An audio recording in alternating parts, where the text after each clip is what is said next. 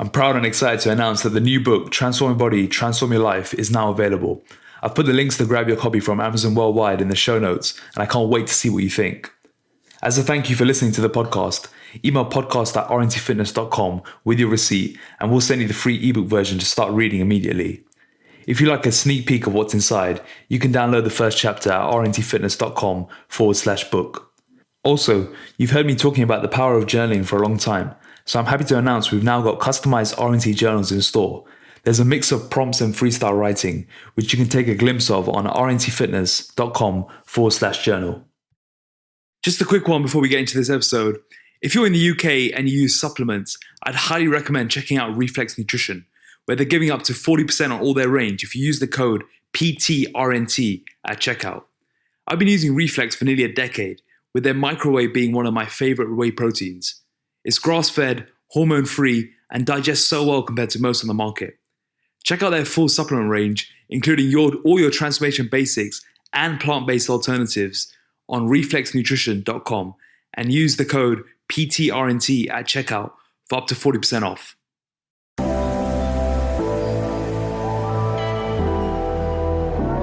On this episode of RNT Fitness Radio, it's the return of Mr Tom Hollis, who's back by popular demand within the RNT family to discuss what it's really like to go through all 5 phases, recycle the journey, and continuing to build and strengthen a lifestyle solution to stay in shape for life. We talk about mastery of the body, improving your nutritional education, cultivating self-awareness of your mind and body, the power of accountability, and how to navigate through the intangible nature of lengthy investment phases, where the rewards are less hard and tangible, but the internal rewiring that occurs facilitates a true transformation for life. If you want to break the yo-yo cycle, say no to quick fixes and shiny objects, and learn the building blocks of staying in shape for life, listen closely to this one.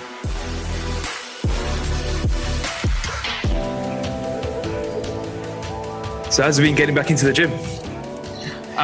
It's been a humbling experience, I'd say, because although I thought I did pretty well, because I could just about buy bands, and I bought a pull-up bar, one of the really scary ones where it's not hooked onto the door, but it's kind of like wedged up against the door frame, fell off that twice. So I thought, okay, well, let's see what's happened, because I felt like I'd done okay, and I'd seen progressive overload through the bands and the pull-ups and all those kind of things. But everything is about 20 kilos off where it was 4 months ago. And so I thought I would react to that in a really bad way, because I thought 20 kilos, that means I've gone from like pushing 90 on the bench down to like 70. And like 70 felt stretch. I don't remember it being like this. But actually, I feel really encouraged by it, because I was like, well, it feels like you're going and doing the second lap of the track. So I know what the journey to 70 to 90 looks like. So I feel quite comfortable about it. And actually, it's quite nice knowing that there's almost a line. Because I think before COVID, I've been getting to the position where I was like, well, maybe I'll chase 100. Is that useful? Is that not useful? I don't really know. But now I've got almost like another benchmark to hit. And that's across most things. I think it's been quite quiet, which is nice, because my gym is in like a commute. My gym is in a position near Waterloo where really you're only using it if you're commuting to work, and so it's been quite quiet. I think I've never seen it so clean, which is, I guess, is the third benefit of it, and everything smells of clean liquid, of pretty hardcore alcohol. It smells like, a Saturday morning gym session with the people coming in steaming from the Friday night before consistently. But it's been nice. It's been really good for the body. It's been really good for the head just to not work out. Tell me about it. And you're eating and sleeping and living is like so much nicer, so much more relaxed. I think I underestimate just how much the mental impact of just going to a gym is. I think, it was great at the beginning when you're training at home. It's like, we don't have to commute. It's like, well, I think the commute is worth it. I think there's so much benefit to going into a place where you can just lose yourself in an environment. Because I don't know about you, but I was finding myself, like I was training in the same place I worked. And then I was like in between sets, and I was like kind of flicking on an email there, looking at this over there. And during the actual set, you're dialed in, but in between, it just didn't feel like the same sort of experience. Yeah, I've been like working out with the TV on. Never done that before, but it was just to keep me like going. Cause I was getting so bored. I was like, I'm not usually this bored. I'm not usually going, oh, I've got to train now. I'm usually like, oh my God, I've got to train. So like, I've got through like 2 mini-series in this, like consistently just sticking them on and like working out from them, which I've never done. You were literally bodyweight and band, weren't you? You weren't even, you didn't even have a dumbbell. And no, I didn't have anything. So which as someone who's supposed to be able to travel with work, like, cause I work in something that would, I guess, be akin to consulting. Like I've always worried about if I get sent anywhere, what am I going to do? Because you might get like a hotel gym. And I thought, could get subscriptions like, I don't know, one of the chains, but I can get sent anywhere in Europe. So like knowing that I can actually now do something because I've been forced to do something with just my body and bands is actually quite a reassuring thing to know. Definitely not a long-term thing. I think it build months and months of stopgap, and I'm assuming I'll have to go and do it again if we get second waves or what have you. So that's been a benefit.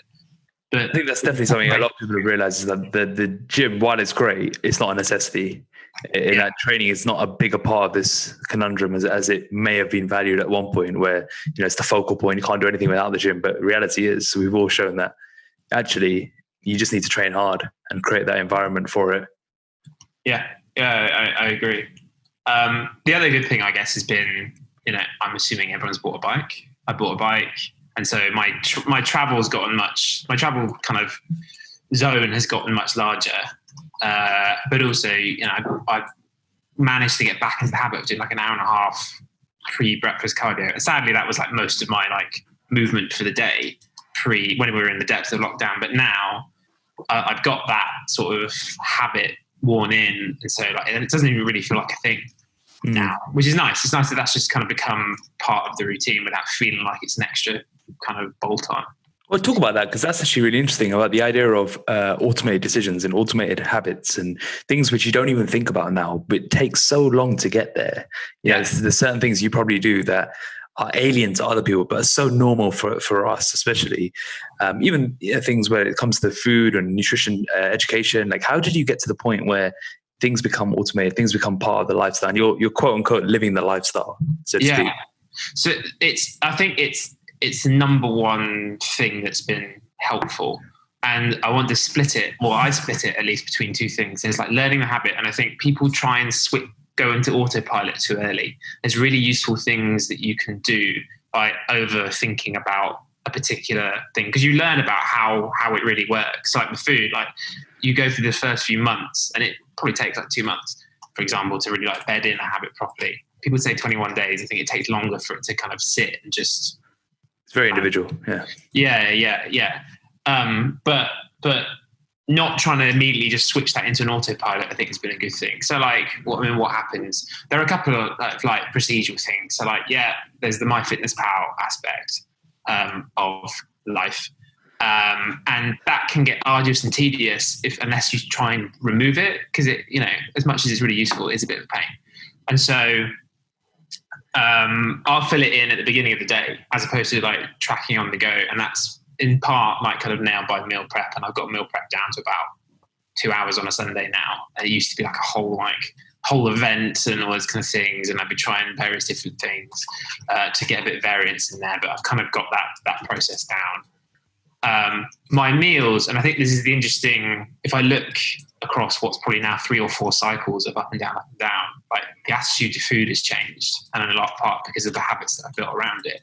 So in the beginning, I was eating the same thing for 3 meals a day, every day, just knocking it out. And I think I went to I felt like I was like the most healthy, malnourished person ever, because I just hadn't like put in the good habit. I'd stuck in a bad habit. I think you called me out and said, "Mate, you just need to get a bit more variety in here. You're overstressing your body by not giving it enough."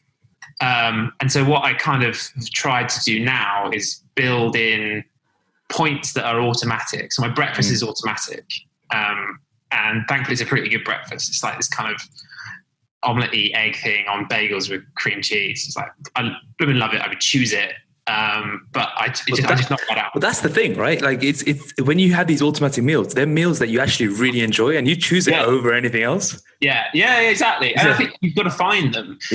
My meal 2 is exactly the same. My meal 2 is like, I get these like oat so simple little oat packets. The golden one's delicious. Protein powder in that, some frozen berries and some oat milk. And it's all good stuff in there. The macro shape is pretty great. I would choose that. Yeah. And so I think it's fine in those. There are a couple of meals that I do have, like meal 3 just had. It's like a classic chicken and veg kind of box, and that's a good kind of like bellwether heavyweight of the day plan.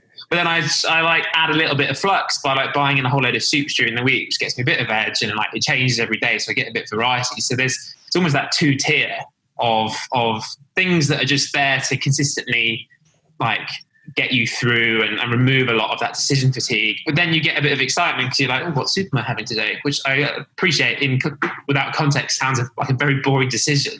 But then meal 5 or my like final meal of the day, it's kind of, that's where I've got a bit left and it's changed a little bit. So I get to tweak a couple of things.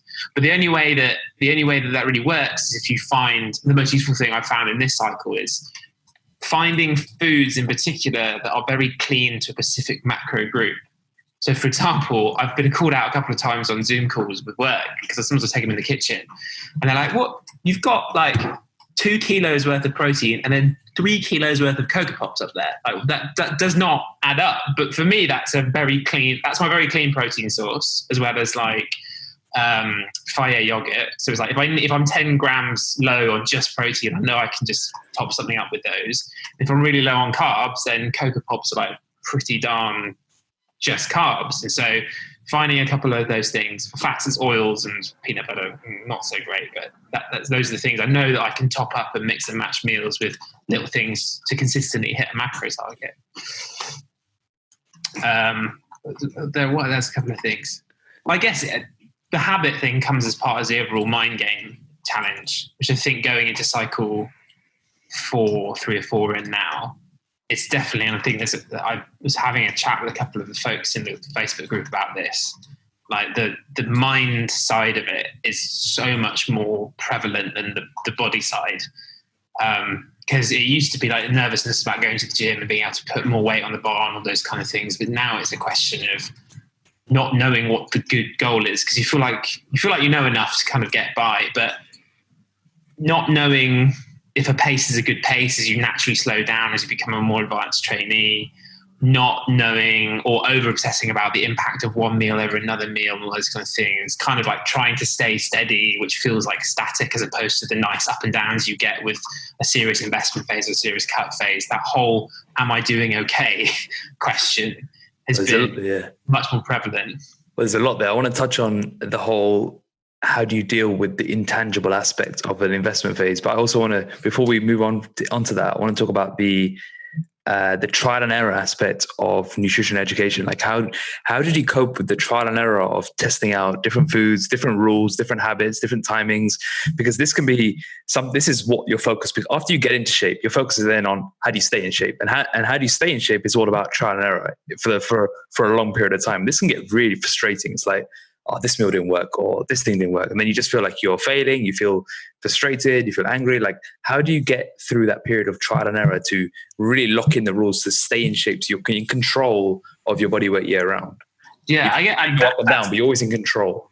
Yes, and that's the key, I guess. And you start listening to different things. Like, from the experimentation bit, I think it's just what I've done. I've picked like specific meals where I can change things up a bit, and I've been slightly cognizant of how it affects things like sleep, which is a big like bugbear I've got at the moment. It's like getting better sleep, so playing with water levels, water timing, and like I've shifted around carbs through my day quite a lot, and that's got nothing to do with like, you know, whether I'm going to perform better at the gym. It's all been about, am I sleeping well or am I not sleeping well at the time.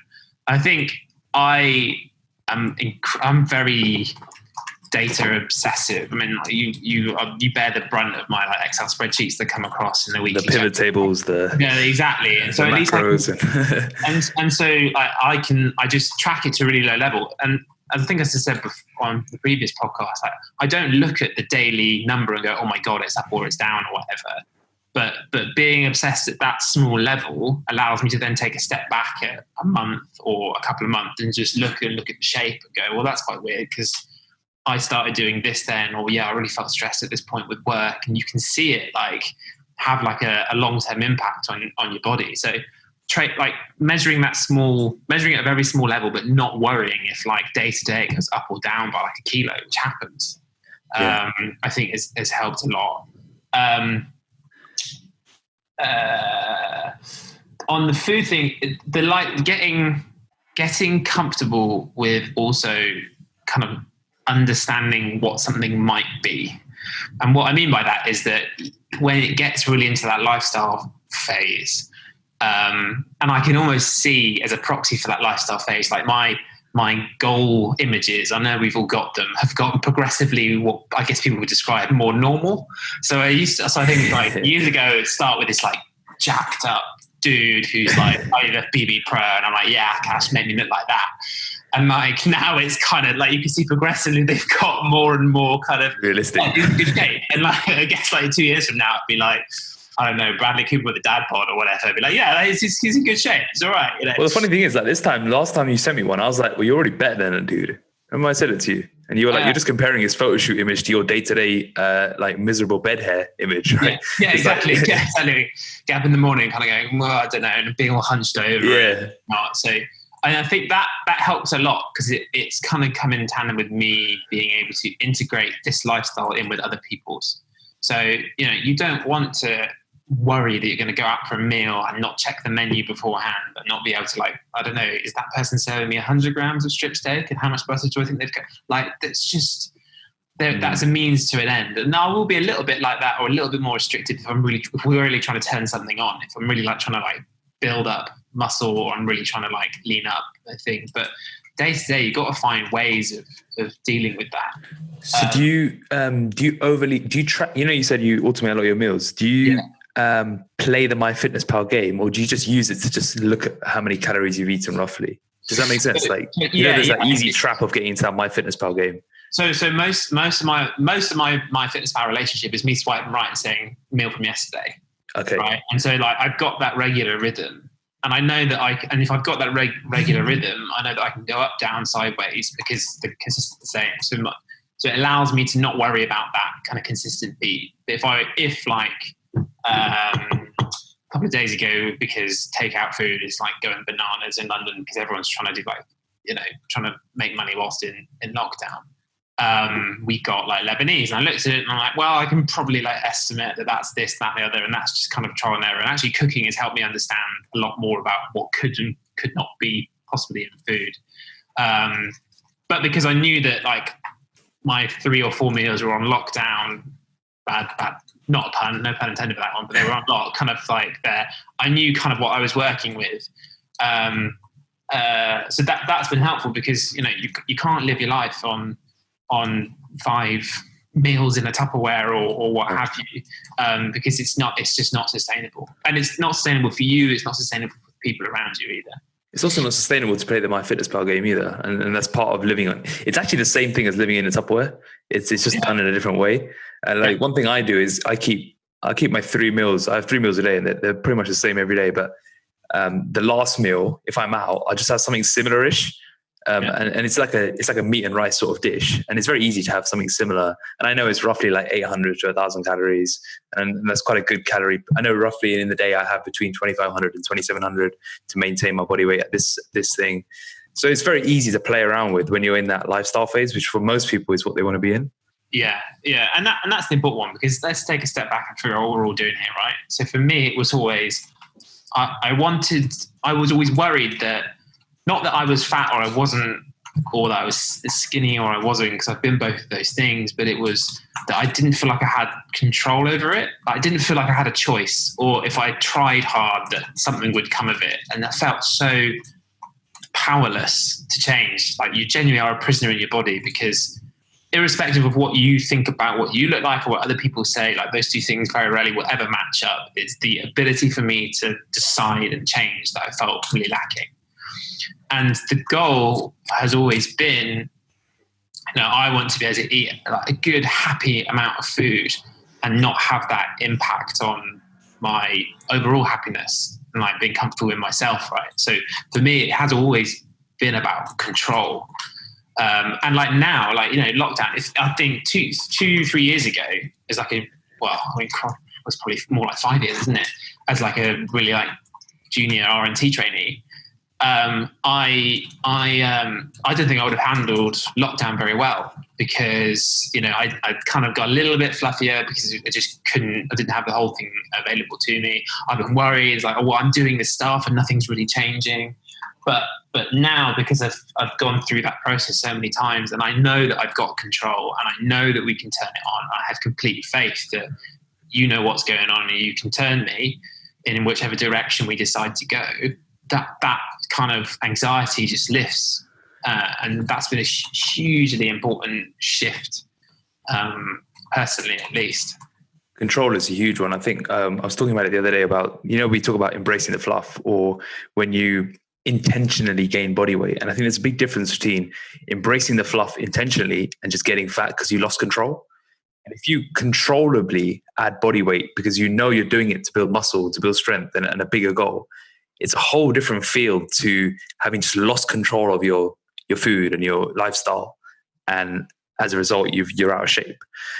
And the whole element of control has always been one of the reasons why I personally train. It comes, for me, it's focus, confidence, and control. Have always been the three like reasons why I still do this all these years later. And control is so underrated as a way of your anchor for everything else you do. Exactly. And the only way you can start with control, eventually it ends up as intuition, which I think is what I'm getting into now. I kind of understand you've got to start by measuring it. Like, you got to know what's going on, right? Otherwise, you don't know that if you push here, this happens over there. So just trying to establish those relationships between what you're putting in your body and how you feel and what happens on the scale or on the bar and all those kind of things. It's just an important thing to get right at the start. And it's a little bit onerous, but just the process of trying to measure it teaches you a huge amount about what's actually going on and how food is made. So I dabbled with I went on a 2-week little mini cut just to take off a little bit of fluff. Remember, about a month ago, and my girlfriend wanted to join me on it. So I was like, okay, right. Well, so I kind of adjusted some of the calories to make sure they weren't like extreme. But, you know, it was quite interesting to see someone relatively new to it, done MyFitnessPal before, kind of like go into it and then just start realizing what went into our food. And I hadn't realized that there was so much X in Y or whatever like that. So the measurement's important for the control aspect, but it also just teaches you so much about how this stuff really works. And for me, there's a curiosity element there that's made it fun, which makes it stick. It's fun, it sticks. But to touch on that kind of lifestyle point again, like, I think there's always a hesitation with the investment phase in particular, but like, this stuff takes years to get really right. So, you know, I keep my mega spreadsheet, which goes back years and years and years, and it paints such an interesting shape, because like now, for example, I'm in a slight deficit, probably. Like, if I just sat where I am now, food-wise, I'd get steadily leaner and leaner up until a point. But I'm eating the same amount of calories that 2 cycles ago were my absolute peak. That was when I was like in massive surplus mode. The one in between is slightly higher, but I know that if I go down and come back up again, I'll probably be eating the same amount of calories that I was at my last like absolute trying to pack on as much muscle as possible, couldn't get enough food in my body. And that is a proposition to me. Like, that was a huge amount of food. Like, I'm happy right now. I don't really need more food to feel like I'm not restricted, but knowing that I can just sit here and gradually probably just get slightly leaner, like that's amazing. To me, that's freedom. And it means that, you know, I can go out and have stuff that fits in that boundaries, and just know that sort of level of sustainability is in there from a happiness perspective. But it just takes time. And an awareness of what's really going on. Can you touch more on the fact that I really liked what you said earlier about self-monitoring gives you education to then be able to be intuitive later on. That's process between self-monitoring education and intuition. People think it takes 12 weeks or it takes 12 months. It doesn't. It takes years, right? But it's years of intangible gains. It's years of, you don't really see data points. You can't really put a marker on it like, in 3 months' time, you're going to have all your education nailed. It's very intangible, but I can talk about this all the time because I know it, but I want you to speak about it from the client side. How do you deal with that And we spoke about earlier, the stagnation element. And mentally, how do you deal with the idea that you're in a long investment phase? Yeah, you're training, you're eating more food, but you feel like you're stagnating. But in reality, things are happening behind the scenes. You're rewiring your behavior, your mindset, your identity. Talk about that, dealing with that stagnation, and how you mentally set checkpoints, especially as a data-driven person like yourself. So I think the first thing that's been helpful is knowing that it's kind of measurable up to a point. Because you're trying to measure something that's imperfect and you are imperfectly capturing what's going on. Because we're only looking at like a few little things. And maybe that will change when we get, a huge amount of quantified self technology and our Fitbit is like directly like linked into our nervous system and whatever. But right now we're like capturing a few like things. If you think about the elephant in the box analogy, we've kind of got our hands in two places and that's it. Yeah. So being able to know that I've done this and this has come out the other side is useful, but also there are so many times I've looked at things in the past and gone, this shouldn't be working like this. I don't understand what's going on. I've eaten more this week than last week and my weight went down. I have no explanation of that. And that used to freak me out because I'm like, what am I doing something wrong? Am I not tracking it? My sup's not right? Like all this kind of stuff. The body is like, the body does. It's an incredibly complicated machine. So like, knowing when to just go, yeah, don't know, computer's throwing something weird there, and just like carrying on and letting things filter out was a huge thing, particularly if you are more data driven. On the stagnation side, I think it's been, and I haven't been very good at this if I'm honest, but trying to get those like just the little goals in, but not being wedded to them. Because I think I've always found like the leaning out transformations, those 12-week or 16-week diets, the easiest because we're all kind of aligned on the same sort of goal. We know the sort of clip rate we should be hitting, and it's a relatively straightforward thing. The investment ones are difficult because it's like sometimes I just feel like I'm at the upper edge of what my body can do right now, and like shoulders have always been the nightmare. Like I just cannot crack 28 kilo dumbbells. I just can't do it. I don't know what I'm doing or whatever. And like the amount of patience required for me to do that has been difficult. And it doesn't travel at the same pace as other things. So I think learning when to kind of accept it and bed in when other things are flying off the handle, like my legs in the last cycle, like I don't know what happened. I've suddenly woken up and realized that I've got quads. And so like, they really accelerated, whereas a couple of other things slowed down. So trying to put in an achievable clip rate, but realizing that's not going to be like uniform across everything was something that I tried to like get in myself. And then detaching a little bit from training, still keeping all the things ticking over and getting those habits in, but giving your head almost a bit more space to focus on other things.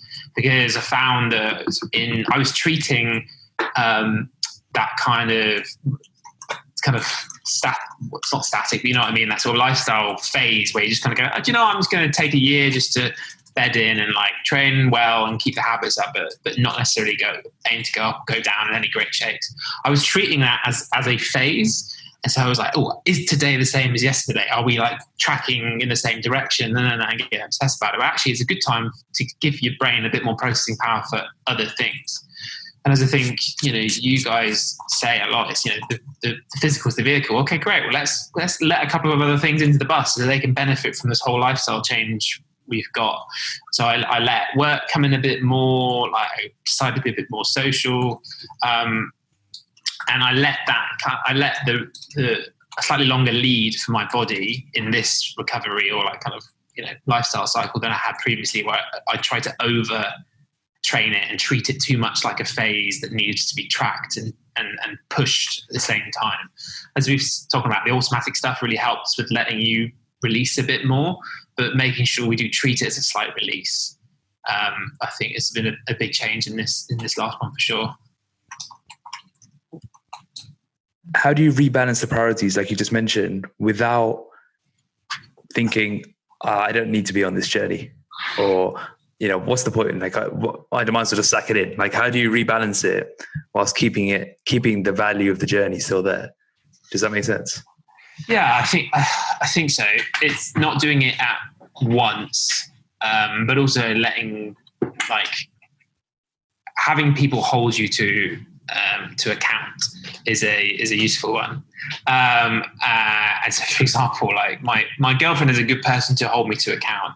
And actually, it's probably a good time to talk about. I think there's a thread that you touched on one of your Insta stories recently about the effect that what we do as orienteers and our transformation journey, and how it affects our relationships, both with our friends and loved ones or whatever.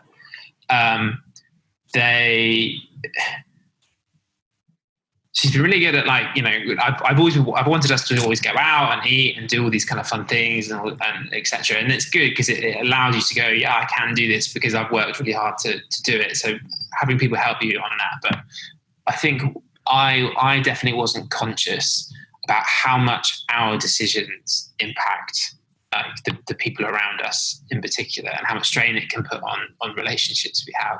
So I'd always thought, well, you know, if I just track my stuff in my fitness, and, like, you know, I know that when we go out, I'll just pick this kind of thing on the menu and whatever, and I can account for it and whatever.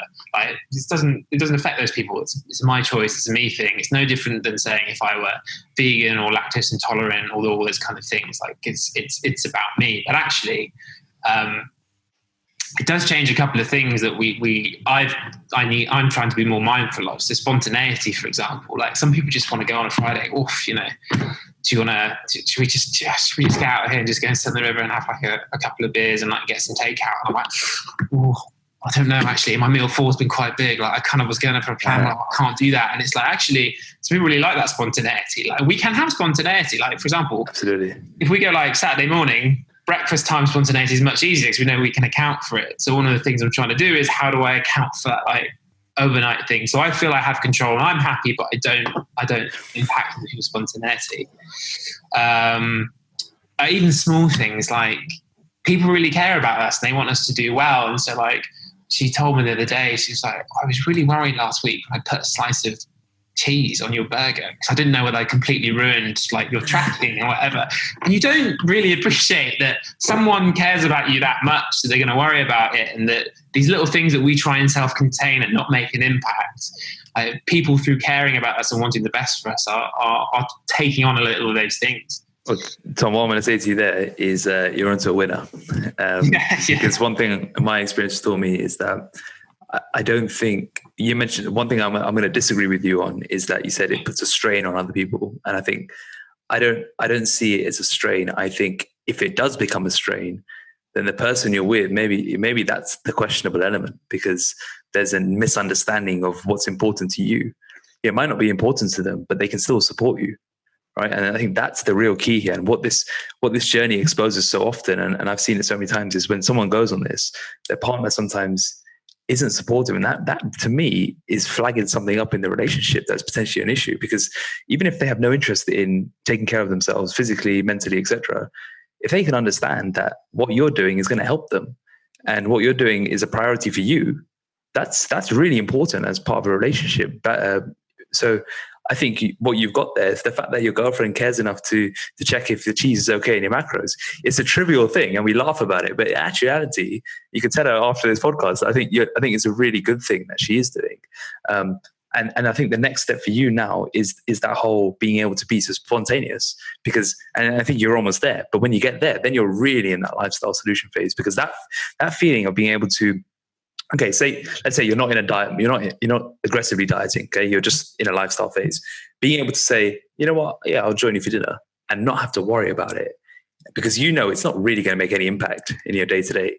That's a really liberating feeling, and that's when you really got control. So I think you're so there because you're almost being aware of that. But the thing about relationships, and I spoke about it, I think you mentioned it because based on the Insta stories, I think it really exposes people, and it really exposes flaw. And one of the sad things we have is, sometimes spouses, when one's on the journey, the spouse is so unsupportive, and the spouse is killing them for it. And it's really a shame to see that, because these people quit on themselves because their spouses aren't supportive of their priority or what they want to do. And it's a really sad thing to see. And I'm sure you've been either a victim of it or have seen it with other people. I think you're right. The nuances is that you highlighted are absolutely correct. I think that I certainly had pressure in my relationship because they're like, where does this end? Like, you're never going to be happy. You're always going to be chasing new things. But really, like, it's useful for me just to try and explain it to other people, so I get it right in myself. That, yeah, what am I doing this for? And like, I've tried to draw the line between, look, a better body for me makes me a more attractive person to generally, and that's not just physically. Like, because like it helps me become a happier person, more confident person. I become just a nicer person to be around. Like, and so it's an important part of my relationship health for me to be around, to have a sense of that control. And like, yeah, I don't really know what I'm going to be aiming at in a few years, but that as an overall goal, just to keep me happy, I think is a goal that I'm comfortable with. This is it. Yeah. Go on. Good.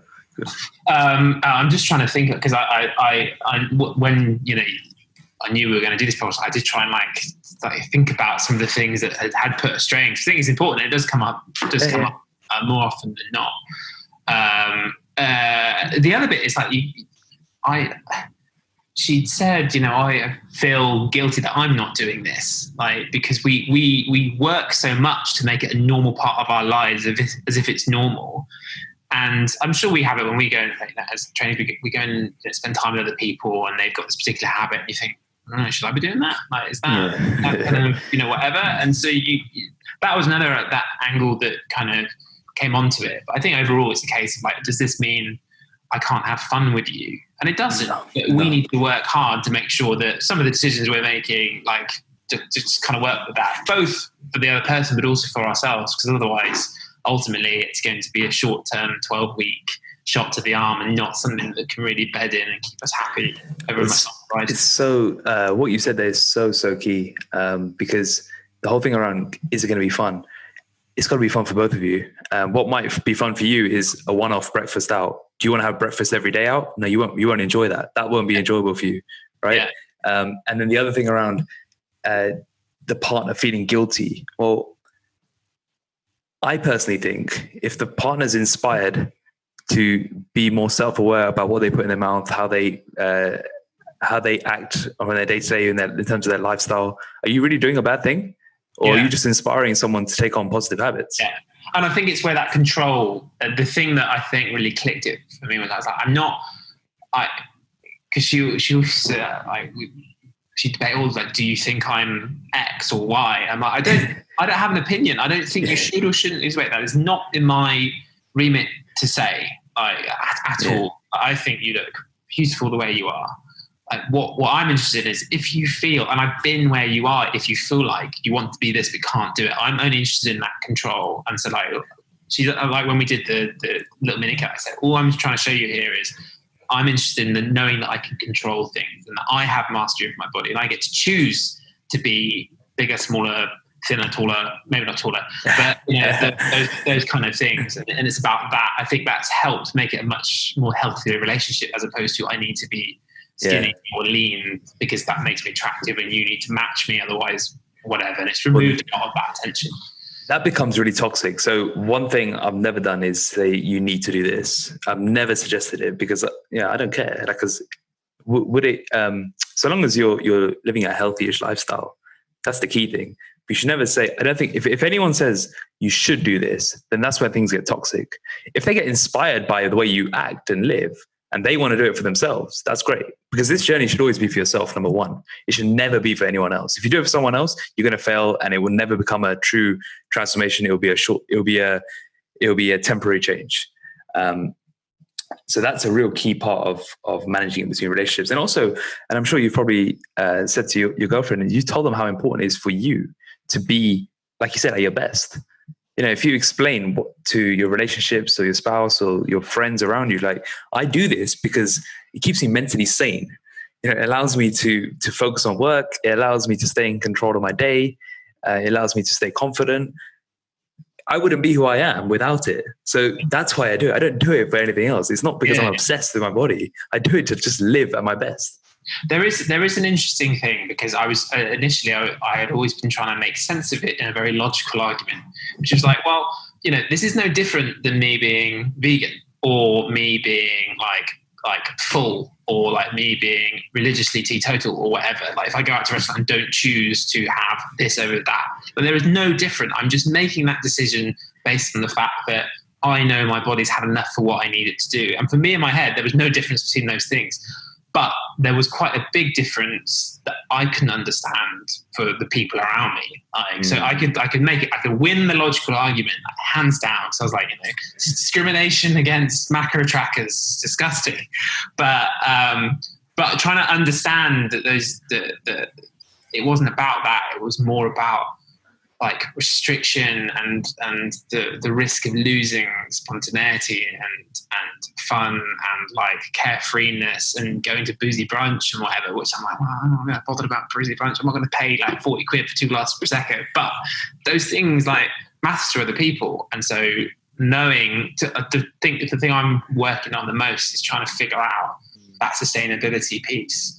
And that it's not so much a function of my own sustainability, but also the sustainability that I care about the people around me. And I think now that I'm so sure and comfortable with my personal sustainability, and knowing how that can export into the people around me for a positive effect is the thing that's really important.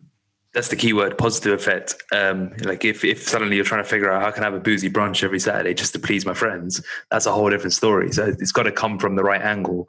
I had another chat with someone the other day and they were talking about how, they're in a similar position to you. They've kind of mastered where they want to be themselves. They're like, well, how do I now build this around my wife and kids to make sure that their needs are being met in the best possible way? I'm not missing out on things for them.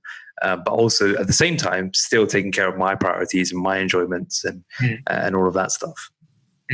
Yeah, it is. It's. I think that's almost the pinnacle. I'd love to get to that point, and I'm waiting. I've been listening a lot to a guy called Scott Galloway about a whole number of things. But the big thing he wrote was a book called The Algebra of Happiness, and he was like this proper alpha type investment banker in his 20s and 30s, and he killed himself by working stupid hours and doing stupid things and partying hard and from 2 till 4 in the morning and getting up at 6 to do it all again kind of thing. And now has a much more like mature, view of how to live. The thing that like made me very comfortable was he said like, that was that, and what changed was actually my attitude kind of flipped when I had a kid. And actually it's totally fine to like overdo it in your 20s and 30s. There's all this living your best life stuff. It's like, no, that's a good time to do that sort of thing and obsess and work hard and all those things, because it changes later. I think knowing that change for me is probably coming either when I get married or I have kids or I get to a certain point, is quite comforting that I can do some of these things now without knowing that there's a set goal, and seeing my mindset shift itself, even from, going from nameless bodybuilder through to like the Nick Cheadle and the Gandhis down to like, a rather hungover looking Bradley Cooper. Like that journey from Target is kind of like manifested that, and knowing that naturally happened has been an interesting journey as I kind of round out my 20s. If you look at that journey itself, really, you've gone from external validation or external seeking to just pure internal self-mastery. Yeah. And now you're less bothered about the other things and what other people look like, and more like, how can I take control as much as possible? And I think knowing that has come a lot from like the physical transformation, but also periods of like counselling and coaching and all those kind of things. I was always slightly but wary, because I thought it was a stereotypical thought it was weakness and I should be able to deal with these things and I should understand and all those kind of things. But actually, all I've really realized about things like mindfulness is it's not like an app or like or tracking this or doing meditation or whatever. It's just being able to just take a step back from yourself and realize what's going on. So being much more cognitively aware of, well, my brain is thinking this and I feel this right now. Why is that? Has been really helpful when coupled with the physical transformation, because it makes you more self-aware of yourself, and that helps with everything. Oh, actually, I'm a bit knackered this week. Why is that? I haven't really been training any harder. What might it be? that self-awareness point is how I've interpreted mindfulness, and that's been a huge part of that overall journey as well. It's huge. I mean, the transformation formula is introspection plus action. So if you think about self-awareness is around introspection, and then you've got to take action on what you learn. So for example, I know in most of your check-ins, you say it would be something like sleep's been a bit off, which has probably caused this. So this week I'll do this. And it's like, okay, I've introspected on that, and here's the action point. This will create that change. And sometimes it will work, sometimes it won't work.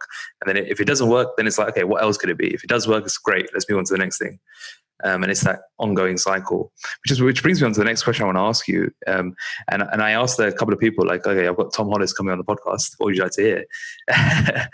And they said, there are two questions that came up quite often. Three actually, and they're all linked to the same sort of answer. Why didn't you quit after your first checkpoint? You quit the journey, which I think you kind of covered. What keeps you going in your investment phase now? And why do you still check in on a weekly basis? So kept doing the journey because I wasn't happy with where I got to. Like, and I absolutely hit my target when I set out. Like, and so it's a bit of a nuanced question. So I was like, I want to get to this. Let's do that. And we got there.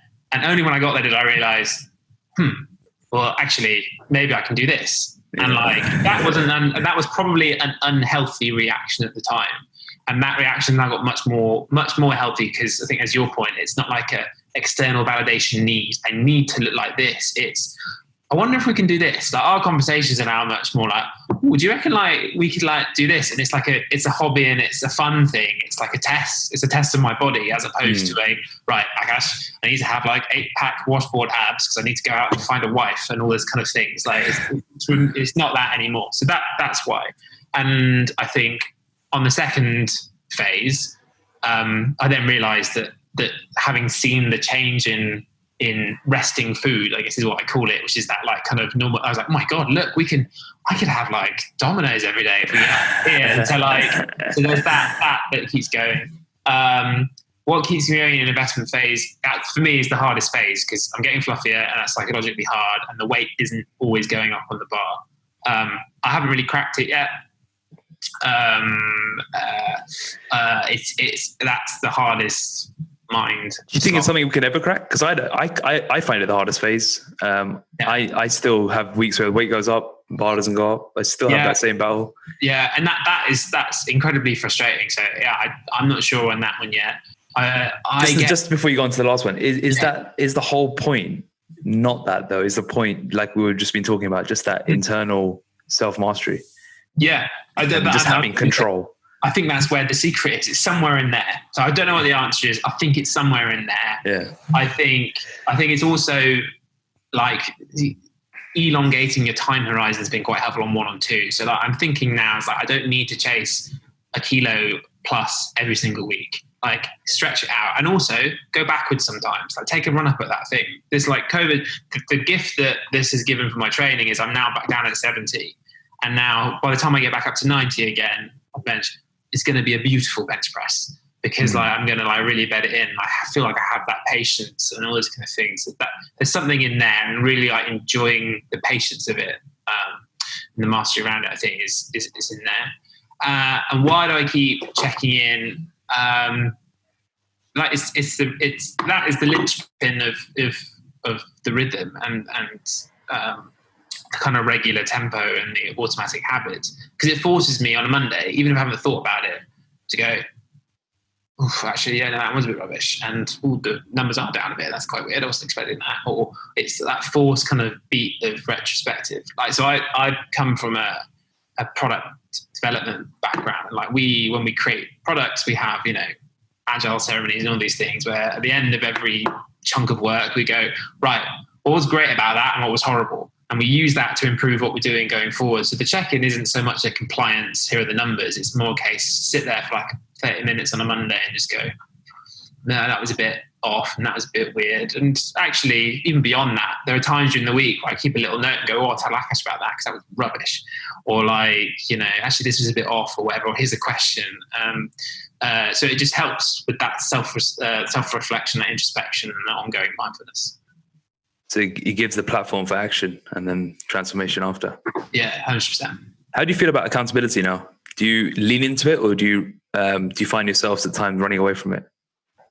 I think you recorded your first ever missed check-in this week, but you had a good excuse. I was pushing back on you. You blamed me and said, "You're like, I thought you were offline." I'm like, "What?" Definitely not the first. But also, it's been weird, like, because I was off on holiday 2 weeks ago, and I didn't track all week. Didn't train, didn't track. First time I've done that in years. And my girlfriend loved it, which I think didn't help with that whole discussion. She's like, "It's great, you're just doing whatever." In my head, I kind of knew roughly this, but I wouldn't have known at any point in the day. So it was nice to not feel accountable to anything at that point. But I still would not trust myself to be accountable to myself. What I feel like that what I do now in my check-ins is I try and like see if I can get right what it is you're going to say, because I see it as a test of my education. Have I learned enough about how to control this? So this has happened. If I do this, this is good. And generally you go like, yeah, roughly it's like just like tweaks, right? So I know that forever and ever and ever, amen, I could self-train. That's not the useful thing anymore. The useful thing is knowing if stuff really happens, lockdown, I've got someone who knows how to deal with that. And then equally, I don't trust myself to be accountable to myself, because I know I cheat ultimately. And so, you're human, right? Yeah, exactly. So that is becoming, particularly as it gets into the lifestyle phase, the most important role of a coach for me. It's not necessarily telling me things I don't really know. It's kicking my ass when I don't do those things that I already know. That's the really useful thing for me. One thing I've noticed in the last sort of 6 to 9 months, which you kind of touched on there, and I've noticed in longer term clients as well, is that we get to a point where it's the accountability element, and it's also like you're almost self-coaching yourself and you want my sign off. Yeah. And it's really interesting to see that, because you'll come in very much like, this happened, this is why it's happened, this is what I propose we do. And sometimes I'll be like, yeah, go for it. And other times I'll be like, nah, I think you're on the wrong track there. And I think that's been a really interesting shift I've noticed in you in the last sort of 6 to 12 months, maybe, which I think has been an interesting, probably a really good one for your self-awareness. And I think you came back from, you had your week off from tracking. I think that's great for everyone. No matter what phase, actually not no matter what phase, only if you're in a lifestyle phase, to go through periods where you don't track. Just from I think it's good from a health perspective, it's good from a lifestyle, and it's good for your education as well, because whilst you said you didn't really know what you're tracking, you probably roughly did. Like if someone put a calculator into your mouth and calculate everything coming in, I wouldn't be surprised if it wasn't too far off what you normally had. Just because you know what you're satiated, you know when you feel hungry, you know when you've overeaten. And you just adapt accordingly. And you probably you came back, a similar-ish body weight? Like maybe a half really kilo. Weird. Like I'm probably at the top. So one of the interesting things in lifestyle, which I think is important, is that you fluctuate. I found I fluctuate a lot more severely. And possibly because I'm watching her fluctuations, because I'm expecting static, so to speak. But it just kind of happens. So I'm at the top end of my range for weight, like long term, about 78 kilos. From the lowest end of my umbilical. And I've leaned up really quickly this week, having got back into the gym, but the weight hasn't really moved. So I'm like, well, this is kind of great, because I'm at a good weight range, lower umbilical, looking quite lean. So the world didn't end because I couldn't, I couldn't put things in my fitness. I think the one question I've got for you actually is that what's going to happen. So I'm assuming most people have come from working out at home, anything from full gym down to bands and whatever. And a number of us got back into the gyms. As you were saying, I really pull back, down to almost like a 15, 20% off of the tops. How fast can we expect to kind of try it back up to that level? And what will that have an impact on our bodies? Is there growth there, or is it just a reinflation, or what's going on?